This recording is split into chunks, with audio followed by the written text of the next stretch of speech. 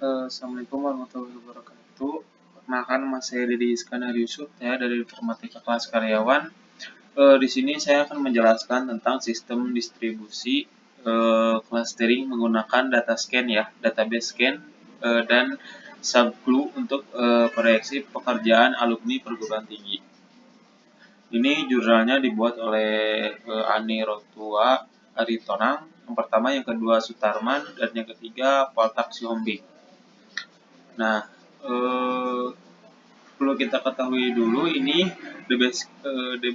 DB-Scan ini memiliki cara kerjanya clustering hampir mirip dengan Denclu, atau secara signifikan DB-Scan ini bekerja dengan efisien dan membentuk abriari siped cluster. Nah, ini struktur sistem data miningnya itu seperti ini, teman-teman. Ini dalam bisnis intelijen arsitekturnya ini.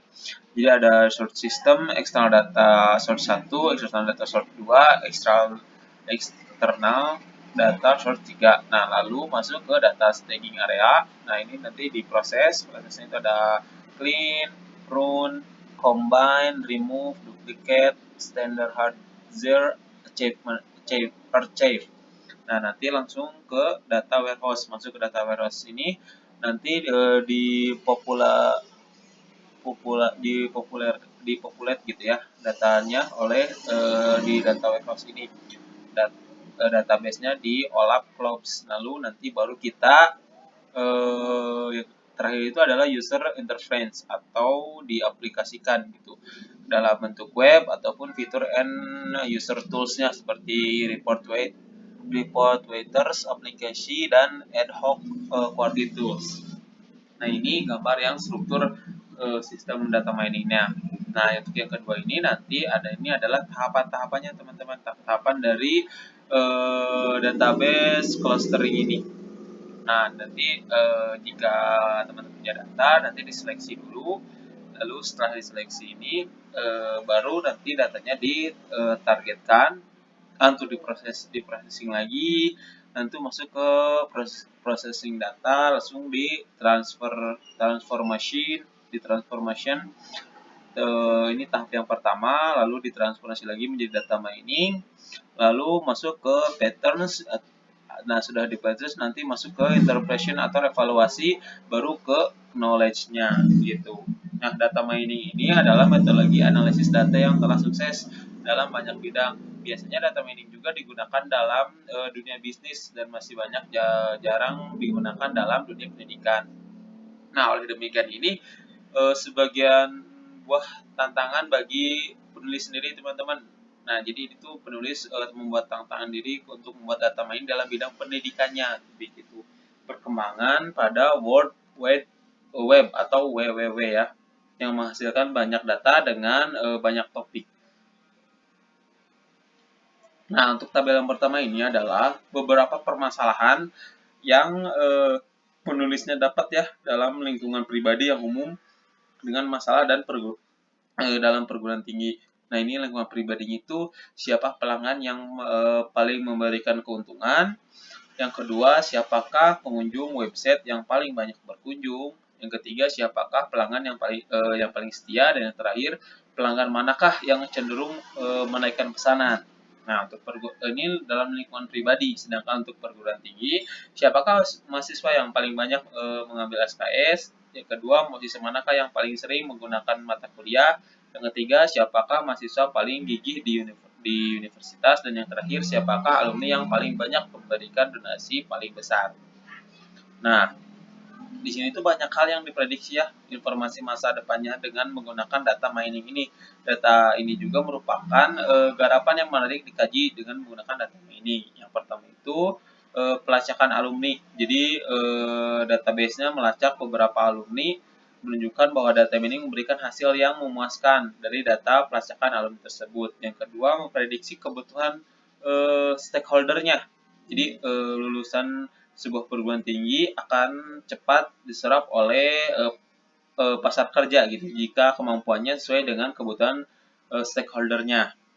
Yang ketiga itu memprediksi tingkat kualitas calon mahasiswa baru. Nah, ini untuk proses penjaringan mahasiswa baru dari tahun ke tahun dan akan meningkatkan sejumlah data calon mahasiswa. Yang keempat itu memprediksi tingkat kualitas lulusnya. Proses pembelajaran yang terjadi di perguruan tinggi membuat terkumpulnya data-data akademik dari mahasiswa. Dan yang terakhir, tingkat serapan pasar kerja. Nah, ini data alumni perguruan tinggi yang telah bekerja dan dari tahun ke tahun. Nah, ini adalah fungsi dan tugasnya dari data mining. Yang ada dua aturan ya, teman-teman, untuk pengukurannya atau association rules. Yang pertama itu support. Support ini digunakan untuk himpunan item atau persentase transaksi yang diberikan semua item-item. Yang kedua itu confidence atau pertimbangkan transaksi yang berisi semua item dalam LHS begitu. Nah, lebih tepatnya lagi LHS itu adalah proses transaksi yang berisi LHS dan sub LHS RHS dalam persentage transaksi yang berisi LHS dan RHS.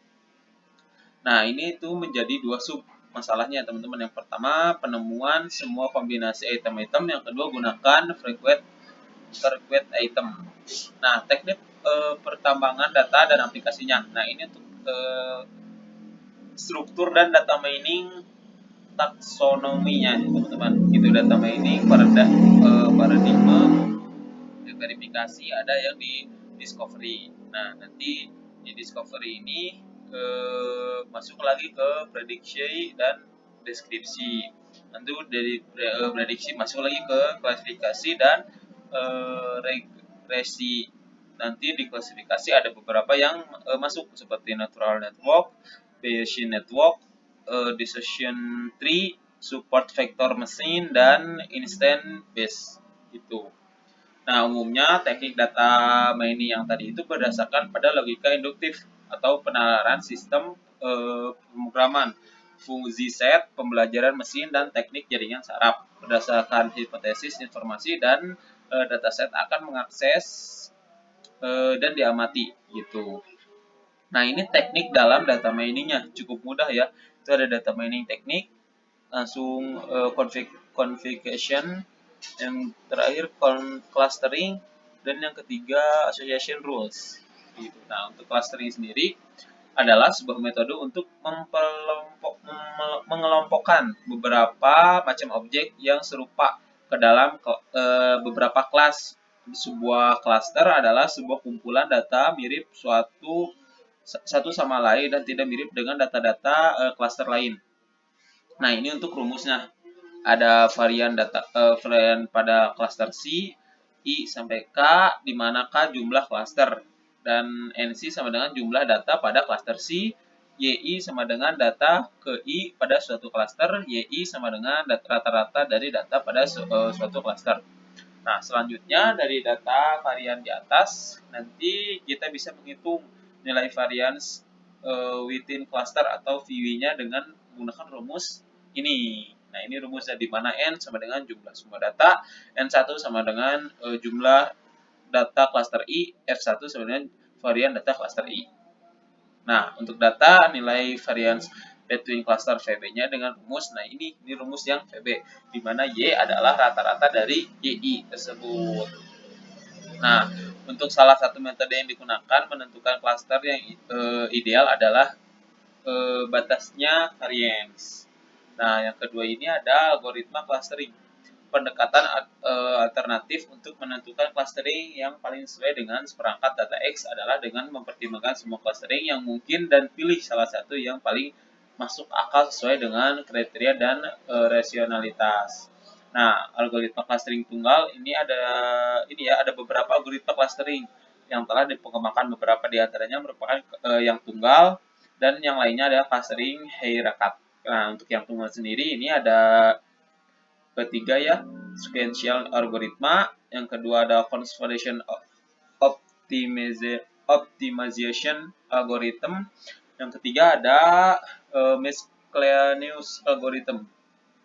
Nah, untuk yang algoritma clustering hierarki ini meliputi ada dua ya. Yang pertama